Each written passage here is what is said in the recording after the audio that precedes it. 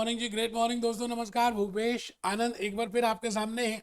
बेटे आज हम लेक्चर नंबर 6 करने जा रहे हैं, specifically for ACCA F9 financial management skill level chapter 9। देखिए F9 chapter 9 and that is account receivable. Actually में in this there are two parts as I have discussed in lecture number intro lecture. एक तो है account receivable और एक है accounts payable.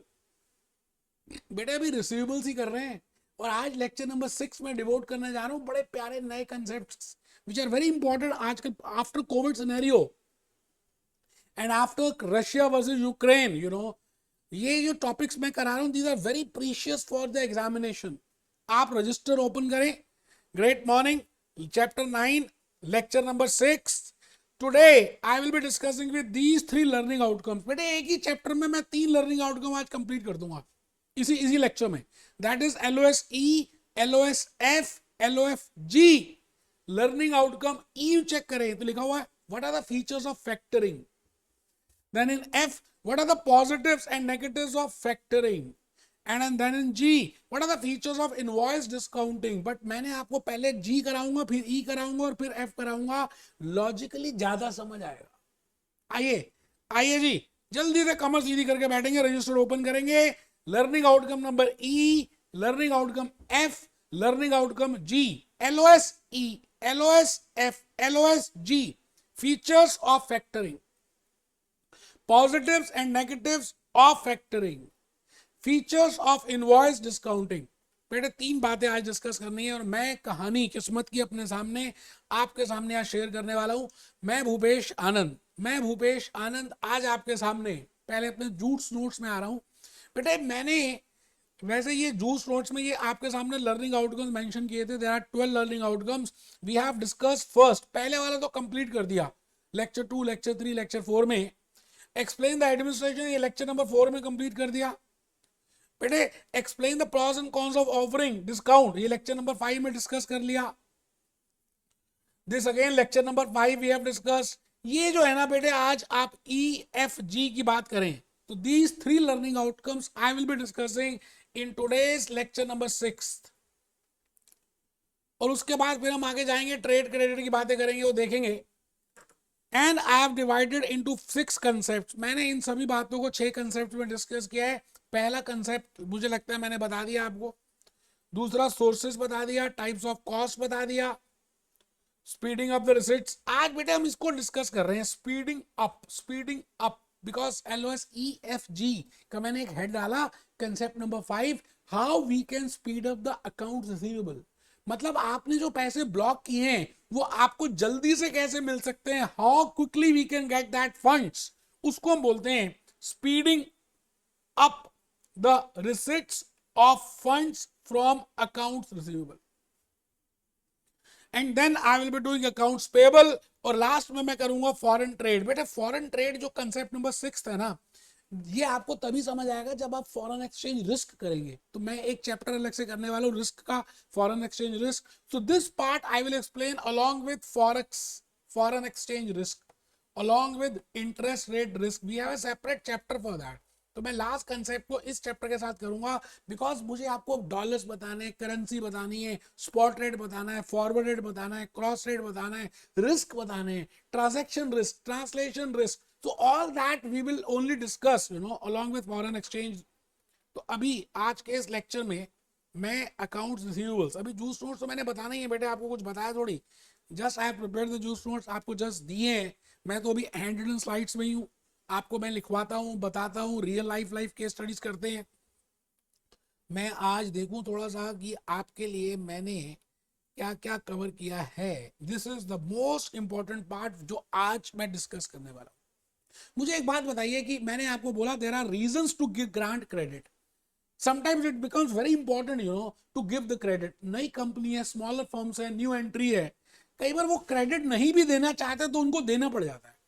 अब बेटा if I compare a large firm with a small firm, there are so many differences. Large firm के पास फंड्स अवेलेबिलिटी है, Hindustan Lever, Apollo tyres, Nerolac paints, MRF tyres, big corporates. But if a company who wants to come with a tire business and a very small company. Now that company has to give the credit because Apollo Tyre is giving credit. But इनके पास इतनी पूंजी होती नहीं small firms के पास. They don't have that much capital. They don't have that much patience. They don't have the capacity to block that funds. तो जो smaller firms हैं, जो ग्रोइंग फर्म्स हैं, दे रिक्वायर मोर फंड्स. तो उनका हम accounts receivable को कैसे स्पीड अप करें. मतलब they have to give the credit, but उससे पैसे जल्दी से कैसे आ जाएं. आज हम उस लॉजिक को डिस्कस करने वाले हैं. बेटा there are two ways with the help of which I can an entity can get funds speedly. That is prior to the credit period. Credit देना इंपॉर्टेंट है, कंपल्सरी है, फोर्सफुल है, ये बात हम समझ चुके हैं.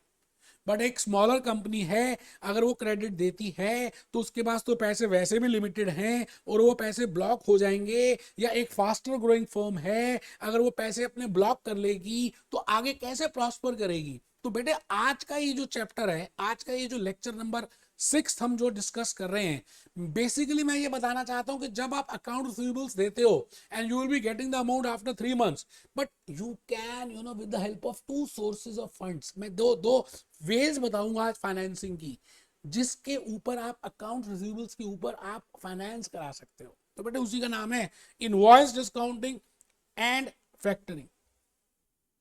अब इनवॉइस डिस्काउंटिंग क्या होती है, फैक्टरिंग क्या होती है, इसको डिस्कस करेंगे. How many types of factorings are there, debt collection and administration, उसके बाद फाइनेंसिंग, क्रेडिट इंश्योरेंस, उसको डिस्कस करेंगे. What are the difference between these two. मैंने बड़े प्यार से ब्यूटीफुली आपको एक्सप्लेन करने की कोशिश की है, लेकिन हम क्या करते हैं जब लिखते हैं ना तो ज्यादा बातें समझ आती हैं. ठीक है, मैं आपको आज कैप्लन में भी लेके जाऊंगा, लेकिन पहले मैं चाहता हूं कि आप पहले कुछ लिखें. मेरे साथ साथ लिखेंगे ना तो लॉजिकली ज्यादा बातें समझ आएंगी. तो आप सभी कमर सीधी करके बैठेंगे. मैं भूपेश आनंद अपनी होश में आज आपके सामने I will be discussing with these 3 learning outcomes, and my main objective is I want to tell you that how you can speed the collection of account receivables. So let's start with the journey. First point है accounts receivable. बेटे accounts receivable का मतलब है debtors, sundry debtors, or I can say the credit which you have given to your customers, or I can say the blockage of funds. If I see technically, अगर मैं technically बोलना start कर दूं तो मैं आज के बाद account receivables को account receivables नहीं बोलूंगा, जिससे आपकी ज्यादा दोस्ती हो जाती है. आप उसको नाम से थोड़ी बोलते हो, आप अपना ही नाम रख देते हो. तो मैंने आज अपना ही नाम रख दिया. बेटे 5 लेक्चर्स के बाद तो अकाउंट रिसीवेबल्स में दोस्ती हो गई, तो मैंने अपना नाम रख दिया ब्लॉकेज ऑफ फंड्स. तो आप समझ आना, मैं डेटर्स, मैं अकाउंट रिसीवेबल्स ही कहना चाहता हूं. That is blockage of funds. मैंने अभी अभी आपको स्मॉलर फर्म्स की बातें की, लार्जर फर्म्स की बात बताई. Apollo Tyres versus new tyre company बताया. I want to tell you Apollo Pharmacy versus अपना chemist. There are, if I see a larger firm with respect to a smaller firm, now these firms, the new firms, the smaller firms, the fast growing firms, these companies, they don't have that much capacity to block their funds. तो because of that हम क्या करेंगे, मैं आज के इस lecture में आपको 2 तरीके बता रहा हूं, 2 मेथड्स बता रहा हूं, जिससे आपने जो बिल काटा है, आपने जो इनवॉइस रेज की है अपने कस्टमर्स को, जो आपको पैसे 2 महीने के बाद मिलने हैं, आप आज ही उन पैसों को रिसीव कर सकते हो with help of these 2 method. बेटे पहले मेथड का नाम है इनवॉइस डिस्काउंटिंग और दूसरे का नाम है फैक्टरिंग.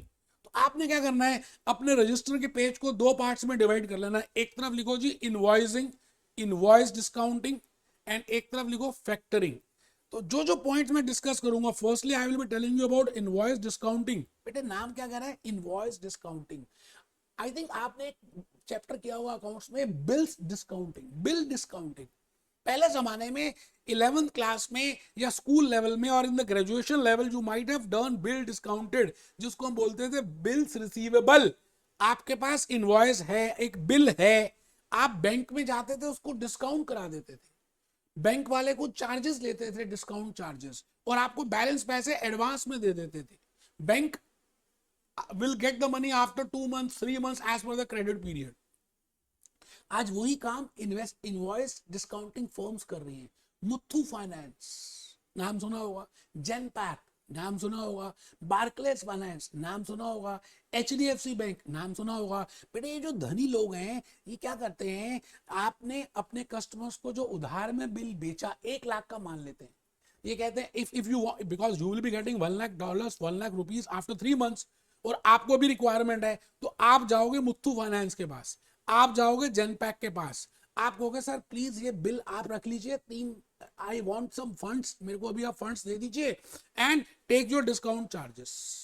और 3 महीने के बाद, मतलब आपने उस बिल को गिरवी रख दिया, जैसे लोन अगेंस्ट प्रॉपर्टी होता है, जैसे आपके लोन चाहिए और आपके पास एक एग्जिस्टिंग प्रॉपर्टी है, आप प्रॉपर्टी उसके नाम में नहीं कर रहे, प्रॉपर्टी आप ही के नाम है, बट वो डॉक्यूमेंट्स आप उनको दे रहे हो कि भैया आप अपने पास डॉक्यूमेंट्स रख लो, जब मैं पैसे दे दूंगा तो मुझे डॉक्यूमेंट वापस दे देना। इट मींस जैसे आपने बिल इशू किया and after 3 months you have to get that funds, तो आपने जनपैक को कहा कि सर आप 1 लाख का ये इनवॉइस है जो मुझे इस कस्टमर से लेने हैं, मुझे तो 3 महीने के बाद मिलेंगे, आप इनवॉइस रख लीजिए और आप मुझे क्या कीजिए 90,000 95,000 कुछ भी जो भी एग्रीमेंट है ये मुझे पैसे अभी दे दीजिए, एंड आफ्टर 3 मंथ्स मैं जैसे ही पैसे लूंगा आपको 1 लाख रुपए वापस कर दूंगा। इट मीन जनपैक के वो $10,000 या $10,000 इनकम हो गई, और आपने क्योंकि डिस्काउंट कराई अपनी इनवॉइस, आपके लिए वो 9-10,000 रुपीज कॉस्ट हो गई। बेटे एक के लिए एक्सपेंस है, एक के लिए इनकम है, जनपैक के लिए इनकम है, आपके लिए कॉस्ट है। बट इसमें ये रहता है कि आप कस्टमर की आइडेंटिटी नहीं, मतलब कस्टमर को नहीं पता चलता कि आपने उसकी डिस्काउंटिंग कराई है, बिकॉज एडमिनिस्ट्रेशन आपके पास है। आफ्टर 3 मंथ्स आप ही अपने कस्टमर के पास जाओगे, आप ही जाके पैसे कलेक्ट करोगे, जनपैक आपके कस्टमर से कलेक्ट नहीं करेगा। बेटे वो तो फैक्टरिंग हो गई ना, अभी मैं फैक्टरिंग में तो आया ही नहीं, मैं अभी हूं इनवॉइस डिस्काउंटिंग में। आप मेरी बात समझ रहे हो? तो आपने अपनी इनवॉइस को डिस्काउंट कराना है, आपकी इनवॉइस का अमाउंट है $1 लाख, आपने उसको जनपैक को दे दिया आज ही, और जनपैक को कहा कि 10,000 या कुछ भी जो भी एग्रीमेंट होगा डिस्काउंट अपना लेस करके बैलेंस पैसे दे दे। 3 महीने के बाद आप उससे बिल ले लोगे, आप खुद कस्टमर के पास जाओगे। It means there is a confidentiality level. देखो इसमें ज्यादा रिस्क है, क्योंकि जनपैक आपके कस्टमर से ज्यादा डायरेक्टली डील नहीं कर रहा, तो Genpact has a huge risk factor, क्योंकि वो आपकी क्रेडिबिलिटी पे ही और कस्टमर की क्रेडिबिलिटी पे ही इनवॉइस को डिस्काउंट कर रहा है। इट मींस इनवॉइस डिस्काउंटिंग में थोड़ा सा चार्जेस ज्यादा होते हैं एज कंपेयर टू फैक्टरिंग। अब डिपेंड करता है कि फैक्टरिंग में आप कौन सा एग्रीमेंट कर रहे हो। अभी तक मैंने फैक्टरिंग कुछ नहीं बताया, मैं आपसे कह रहा हूं इनवॉइस को, अकाउंट रिसीवेबल्स को फास्टली रिकवर करने के लिए आप 2 तरीके अपनाओगे। There are 2 methods, one is invoice discounting and second is factoring. आप लिख रहे हैं, आप लिख रहे हैं जी, हेडिंग लिख रहे हैं, 2 ways to speed up the receipts of funds from accounts receivables, invoice discounting। पहले आप invoice discounting लिखेंगे। It is a method of raising funds against the security of accounts receivable। It is a method of raising funds, it is a method of raising funds, it is a method of raising funds against the security of receivables without the sale ledger। मतलब customer को नहीं पता चलता कि आपने, जैसे Apollo tyre जनपैक के पास गया, अपोलो टायर का कस्टमर है, अज्यूम करते हैं वॉलमार्ट, वॉलमार्ट को नहीं पता चलेगा कि अपोलो टायर जनपैक से उसने आपके इनवॉइस को डिस्काउंट कराया है, बिकॉज सेल्स लेजर की एडमिनिस्ट्रेशन सारी अपोलो टायर खुद ही करेगा। ठीक है सर, अभी पहले इनवॉइस डिस्काउंटिंग ही लिखेंगे बेटा। ठीक है जी, सर्विसेज ऑफ इनवॉइस डिस्काउंटिंग। एक बच्चा कहता क्या लिखना है, method of raising funds against the security of receivables, ये कर लिया। Without the sales ledger at sales ledger administration, services of invoice discounting firm, it is a temporary source of funds। no doubt factoring is also temporary source of fund, क्योंकि आप 2 महीने 3 महीने के बाद तो आपको पैसे वैसे ही मिल जाने हैं, तो आप कुछ पीरियड के लिए आप फाइनेंस कराते हो। It is a confidential service, it is more risky, it is more risky for invoice discounting firms. Genpact के लिए ज्यादा रिस्की है, क्योंकि वो डायरेक्टली कस्टमर के पास नहीं जा सकता, वॉलमार्ट के पास नहीं जा सकता, वो उसका direct only interaction is with Apollo tyres. Apollo और जनपैक का इंटरेक्शन है, जनपैक डायरेक्टली वॉलमार्ट के पास नहीं जा सकता, who is a customer of Apollo tyres. I think आप समझ रहे हैं। तो इसमें कुछ चार्जेस लेगी भाई investment, invoice discounting firm 0.5 to 1% है, डिपेंड करता है कि आपकी रेटिंग क्या है। मतलब अपोलो टायर की मार्केट वैल्यू क्या है, अपोलो टायर की ब्रांड वैल्यू क्या है, अपोलो टायर की क्रेडिबिलिटी क्या है। तो जितनी ज्यादा क्रेडिबिलिटी होगी उतने चार्जेस कम होंगे, क्योंकि रिस्क फैक्टर कम होगा। और फाइनेंस चार्जेस, क्योंकि वो जो 10,000 का डिस्काउंट है वो 10,000 होगा या 5,000 होगा या 6,000 होगा, that is discount charges, that is finance charges, which is the income for Genpact and expense for Apollo tyres. I think आपको बात समझ आ चुकी है, इजी कंसेप्ट था, ज्यादा कुछ मुश्किल नहीं है जी इनवॉइस डिस्काउंटिंग। अभी मैं वैसे कैप्लॉन से भी एक्सप्लेन करूंगा, आप देखिए ना, मैं कैप्लॉन से अभी एक्सप्लेन कर भी देता हूं तो ज्यादा अच्छा लगेगा। लीजिए लीजिए, मैं कैप्लॉन से भी कर रहा हूं। ये बेटे मैं आ गया, इसका एक बड़ा प्यारा सा, मेरे को फोटो बड़ी अच्छी लगती है बेटे, इससे सब कुछ समझ आ जाएगा। ध्यान से आप अगर इस कैप्लॉन के इस फ्लो चार्ट को देखेंगे तो आप देखिए पहला नंबर ये किया हुआ है, फर्स्ट नंबर, खाली नंबरिंग में ध्यान दे। मान के चलते हैं कंपनी कौन है, जो मैंने एग्जांपल दिया, अपोलो टायर्स, ठीक है सर, ठीक है जी। कस्टमर कौन है, जेनपैक, और कस्टमर सॉरी, कस्टमर कौन है, वॉलमार्ट, कस्टमर है जी वॉलमार्ट। मैं इसलिए जान के लिख रहा हूं कि आपको लॉजिकली समझ आए। इनवॉइस डिस्काउंटर कौन है, जेनपैक। तो सबसे पहले अपोलो टायर्स वॉलमार्ट को सेल करता है, ये ट्रांजैक्शन होती है, और इनवॉइस रेज करता है। अब उसमें उसको क्रेडिट पीरियड देना पड़ता है, बट उसको लगता है कि उसको पैसे जल्दी रिक्वायर्ड है, तो फिर उसके बाद कंपनी, ये जो अपोलो टायर्स है, Apollo tyres, Apollo tyres, Apollo tyres will go, the company, the company, ये रहा बेटा, ये देखो सेकंड पॉइंट ये रहा, Apollo tyres will go to the Genpact and the company borrows 90%, जो भी चार्जेस हैं उस जेनपैक उसको पेमेंट कर देगा, ठीक है sir. And after third, after some period, जब ड्यू डेट खत्म हो जाएगी, तो this Apollo tyre will go to Walmart, मतलब जेनपैक वॉलमार्ट के पास नहीं जाएगा, and they will collect the money. जैसे इनके पास पैसे आ जाएंगे, ये क्या करेंगे नेक्स्ट केस में, लास्ट केस में, बेटा ये सेकंड था, लास्ट केस में ये दिस इज थर्ड, ये थर्ड है बेटा, ये फोर्थ हो गया। द कंपनी पेज, कंपनी कौन, Apollo tyres, will pay the invoice discounter the amount borrowed from the interest plus the interest, जो भी चार्जेस है। बेटे मैं सच कह रहा हूं, अगर आप ये डायग्राम को ईमानदारी से समझते हैं ना, तो इनवॉइस डिस्काउंटिंग फर्म का लॉजिक आपको क्लियर हो जाएगा, कुछ मुश्किल आएगी नहीं। और उसके साथ साथ अगर आप नाम दे दें, जैसे मैंने अपोलो टायर्स लिखा, वॉलमार्ट लिखा, जेनपैक लिखा, तो अंदर तक चीजें ना चली जाती हैं, and you can easily find out कि what is the difference between invoice discounting and factoring. अभी वैसे मैंने फैक्टरिंग बताया नहीं, factoring is very important for examination point of view, and specifically post COVID scenario को देखें तो बेटे बड़ा इंपॉर्टेंट है। आइए पहले फैक्टरिंग को थोड़ा सा लिख लेते हैं, फिर हम आगे चलेंगे।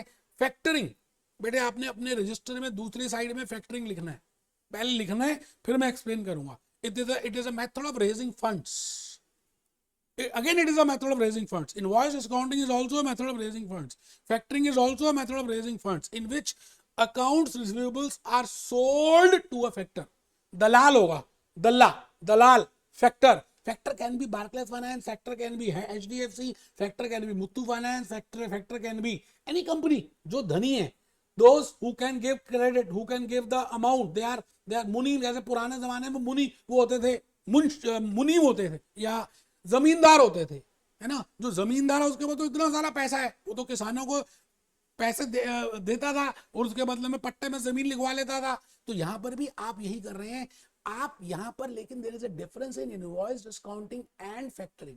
बेटे फैक्टरिंग और बेटर ऑर्गेनाइज वे है, मतलब जैसे मैंने कहा कि इनवॉइस डिस्काउंटिंग में कॉन्फिडेंशियलिटी होती है, वॉलमार्ट को नहीं पता चलेगा कि अपोलो टायर्स ने उसकी जो इनवॉइस है वो जेनपैक को से डिस्काउंट कराइए, बट इन दिस केस आप क्या करेंगे, अपोलो टायर जेनपैक को फैक्टर बनाएगा और उसको कहेगा साहब 3 महीने के बाद आप डायरेक्टली वॉलमार्ट के पास जाना और पैसे कलेक्ट कर लेना, मुझे आज पैसे दे दो, कुछ पैसे दे दो, कुछ रोक लो, बाकी पैसे जब आएंगे तब दे देना और आप अपने चार्जेस ले लो। तो मैंने कहा in this case there is no confidentiality, इसमें सब कुछ खुला होता है। और जो एडमिनिस्ट्रेशन होती है ना बेटे, अकाउंट रिसीवेबल्स की, रिमाइंडर्स की, फोन कॉल्स की, मेल्स की, अपोलो टायर नहीं करने वाला, कौन करेगा, जेनपैक करेगा। किसके लिए, वॉलमार्ट को रिमाइंड करने के लिए। तो जब वॉलमार्ट 3 महीने के बाद उसको पैसे दे देगा जेनपैक को, अब वॉलमार्ट जेनपैक को पैसे देगा वॉलमार्ट अपोलो को नहीं देगा। इनवॉइस डिस्काउंटिंग में क्या था, वॉलमार्ट अपोलो टायर को देगा, क्योंकि जेनपैक तो पिक्चर में नहीं है as per the agreement. So in this case, Walmart will return the money, will give the money to Genpact. Genpact क्या करेगा, अपनी कमीशन लेस करके बैलेंस पैसे अपोलो टायर्स को दे देगा। अब सवाल आता है कि Genpact क्या बैड डेट्स की रिस्क भी बियर करेगा? So there are two types of factoring arrangements, recourse and non recourse। उसको देखेंगे। अगर वो बैड डेट का रिस्क बियर करेगा तो हम जनरली बोलते हैं नॉन रिकोर्स, और नहीं करेगा तो recourse. And there are different types of factoring agreements. पहले आप लिख लो बेटा, पहले आप लिख लो। देखो लिखते हैं ना बेटा तो ज्यादा लॉजिकली समझ आता है। मैं आपको सच बता रहा हूं, जब मैं ये हैंड रिटन स्लाइड्स लिखता हूं ना तो मुझे लॉजिकली और ज्यादा क्लैरिटी मिलती है और ज्यादा अच्छी तरह से बता पाता हूं आपको। तो लिखिए जी, method of raising funds in which account receivables are sold to a factor with the sales ledger administration. मतलब फैक्टर सेल्स लेजर की एडमिनिस्ट्रेशन भी करेगा। As factor takes the responsibility of collecting the debt for a fee. As factor मतलब इसमें factor ही responsible है, Genpact ही responsible है। After the expiry of the credit period Genpact has the right, because वो right Apollo tyres ने Genpact को दे दी है कि भैया आपके पास राइट है, अब आप पैसे कलेक्ट कर सकते हो। और उसको इंटीमेट भी कर दिया है वॉलमार्ट को कि आपने 3 महीने के बाद पैसे जेनपैक को देने, मुझे नहीं देने। It means now Genpact has a right that he can collect the funds from Walmart। वही बात मैंने लिखी है। Now there can be 3 types of services within factoring। अभी हम देखेंगे डेट कलेक्शन मतलब रिसीवेबल कलेक्शन एंड एडमिनिस्ट्रेशन, दूसरा फाइनेंसिंग, तीसरा क्रेडिट इंश्योरेंस। आप लिखेंगे बेटा ये तीनों बड़ी इंपॉर्टेंट है, पेपर में बार बार इसके ऊपर पूछ रहे हैं। मैं अभी एक क्वेश्चन भी कराऊंगा, लॉजिकली आपको बातें समझ आएंगी। As factor takes the responsibility of collecting the debt for a fee, there are 3 services. पहली तो वही है जो अभी तक मैं डिस्कस कर रहा हूं, debt collection and credit and account receivables administration. दूसरा फाइनेंसिंग, मतलब इनवॉइस डिस्काउंटिंग वाला काम ही कर लेते हैं, फाइनेंस करते हैं, बाकी काम आप करो। थर्ड है क्रेडिट इंश्योरेंस, मतलब जेनपैक अपोलो टायर को वॉलमार्ट पेमेंट कर देगा, उसकी गारंटी दे रहा है। ठीक है सर, अभी देख लेते हैं। आइए दोस्त, मैं भूपेश आनंद आपको कैप्लॉन में लेके जा रहा हूं और मैं चाहता हूं कि आप कैप्लॉन में थोड़ा सा देखेंगे तो ज्यादा लॉजिकली बातें समझ आएंगी। मैं इस समय आ चुका हूं बेटे। कहते हैं जब हमें मीनिंग समझ आ जाता है ना, जब हमें किसी भी चीज का मीनिंग समझ आ जाता है तो उसके लॉजिक्स, इसके बाद आप जब मेरे लेक्चर अटेंड करने के बाद आप ये देखेंगे ना तो आपको सारी बातें क्लियर हो जाएंगी कि मैंने कहा क्या। ठीक है ना, तो अभी फैक्टरिंग में आ रहे हैं। Factoring is a outsourcing of credit control। ठीक है जी, there are 3 types of services as you have written just now, debt collection and administration, financing and credit insurance। तो थोड़ा बहुत पता होना चाहिए आपको। ठीक है जी, debt collection and administration ये रहा, financing provision ये रहा, credit insurance ये रहा। पढ़ लीजिए बेटे, debt insurance, debt collection and the factor takes over the whole of the company sales ledger, issuing invoicing and collecting debts. मतलब पूरा का पूरा आउटसोर्स ही कर दिया उसने। ठीक है sir. Financing provisions, the factor will advance up to 80% of the value of the debt to the company and the reminder वो जब उसको पैसे मिलेंगे तब देगा। फाइनेंस कॉस्ट जनरली वो ले लेता है 1.5% to 3% above bank base rate. ठीक है sir. Credit insurance, the factor agrees to insure the irrecoverable debts. मतलब फैक्टर कहता है, जेनपैक कहता है कि मैं बैठा हूं, अगर वॉलमार्ट ने पैसे नहीं दिए तो मैं रिस्क बियर करूंगा अपोलो टायर तू बेच। It means this is named as credit insurance. अब आपको लॉजिकली बात समझ आ जाएगी। मैं ये बेटे फ्लो चार्ट में आना चाहता हूं, बाकी तो आप पढ़ेंगे इजीली। मैंने आपको क्रक्स, लॉजिक, हार्ट, दिल सब बता दिया है। अभी मैं गाना भी दिखाऊंगा। सर आप गाना दिखाएंगे? हाँ मैं गाना दिखाऊंगा। आइए पहले गाना ही देख लेते हैं बेटे। आइए जी गाना देख लेते हैं। बड़ा प्यारा सा गाना है जी जो मैं बताने जा रहा हूँ, देखना। फलक तक चल साथ मेरे, फलक तक चल साथ मेरे, पूरे 13 पेपर्स मेरे साथ ही करियो। फलक तक चल साथ मेरे, फलक तक चल साथ चल, फलक तक चल साथ मेरे, फलक तक 13 पेपर तक चल साथ मेरे, मैं पास करा दूं। चल साथ चल, ये बादल की चादर, ये मुश्किल प्रॉब्लम्स मैं क्लियर कर दूं। ये तारों के आंचल में छुप जाए हम, पल दो पल हो फलक तक चल साथ में। बेटे मेरे साथ चलना है, आपने 13 पेपर्स तक, मैं सच कह रहा हूं, क्लियर करा दूंगा। आप आइए, आइए सर, आइए दोस्त, मैं चल पड़ा। मैं भूपेश आनंद इस समय आपके सामने फ्लो चार्ट में हूं, फैक्टरिंग के को एक्सप्लेन करने जा रहा हूं। This is from Kaplan. आप अगर ये फ्लो चार्ट ही समझ लेना तो आपको फैक्टरिंग का दिल समझ आ जाएगा। देखिए जी, पहली बात, ये फर्स्ट पॉइंट है, ये सेकंड है, ठीक है जी, ये थर्ड है, ये फोर्थ है। आराम से पढ़ो, फर्स्ट में क्या है, सेकंड में क्या है, थर्ड में क्या है, फोर्थ में क्या है, मैंने सब एक्सप्लेन कर दिया। फर्स्ट में क्या है, the company sells the goods to the customers, ये अपोलो टायर्स है, ये वॉलमार्ट है, वॉलमार्ट है, ये जेनपैक है। सेकंड देखिए, the company sells the debt to the factor, यहां पर जेनपैक एज ए दल्ला, एज ए फैक्टर काम कर रहा है, ठीक है जी। थर्ड में क्या है, the customer pays to the factor, बेटे अब कस्टमर वॉलमार्ट अब जेनपैक को देगा, फैक्टर को पैसे देगा, बिकॉज यहाँ पे कोई कॉन्फिडेंशियलिटी नहीं है। फोर्थ में क्या है, जेनपैक उसको पैसे वापस कर देगा, ठीक है सर। नेक्स्ट में आ जाते हैं, अगर फाइनेंसिंग की बात करें, मतलब ऊपर तो खाली था डेट एंड उसमें उसमें जेनपैक ने पहले एडवांस में पैसे नहीं दिए, बट अगर हम फाइनेंसिंग सर्विसेज की बात करें तो कुछ परसेंटेज जेनपैक पहले से एडवांस में दे देगा उसको, किसको, अपोलो टायर्स को। तो बट नेचुरल फाइनेंसिंग में कुछ चार्जेस ज्यादा होंगे। देखिए जी, ये फर्स्ट है, ये सेकंड है,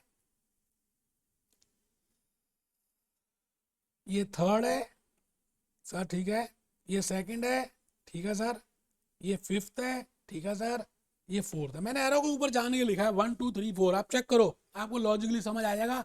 ऊपर वाले और इस वाले में डिफरेंस यही है कि इसमें फैक्टर जेनपैक कुछ पैसे एडवांस में देगा तो काम हो जाएगा। आई थिंक, मेरे को लगता है कि मैंने बहुत बढ़िया बढ़िया बातें बताई हैं। पॉजिटिव्स एंड नेगेटिव्स ये बेटे जरूर देखने कि what are the positives of factoring and what are the negatives of factoring. क्या मतलब, क्या लगता है कि अगर फैक्टरिंग है तो उसका फायदा क्या है। देखिए जी क्या लिखा है, सेविंग एंड एडमिनिस्ट्रेशन कॉस्ट, जो स्मॉलर फर्म्स हैं उनको अपना अकाउंट रिसीवेबल डिपार्टमेंट बनाना ही नहीं है, इंप्लॉइज हायर ही नहीं करने, सेल करेंगे, प्रोडक्ट बनाएंगे, इनवॉइस रेज करेंगे, आउटसोर्स कर देंगे, ठीक है sir. Reduction in the need of management control, जब हमारे पास एक रिसीवेबल डिपार्टमेंट नहीं है तो हमने स्पेशलाइज को दे दिया। Particularly use of small and fast growing businesses, जो छोटे बिजनेस हैं उनके लिए ज्यादा बेनिफिशियल है। Likely to be costlier than efficiently this, ठीक है सर। फैक्टरिंग हैज, ये नेगेटिव है, आई थिंक आप ये थोड़ा सा पढ़ेंगे तो आपको समझ आ जाएगा, मुश्किल है नहीं। तो दिस इज लेक्चर नंबर 6। मैं बेटे लेक्चर नंबर 7 में टेस्ट योर अंडरस्टैंडिंग के क्वेश्चंस करने वाला हूं पहले, उसके बाद फिर लेक्चर 8 में अकाउंट्स पेबल में जाऊंगा। Be happy, B jolly, B cheerful.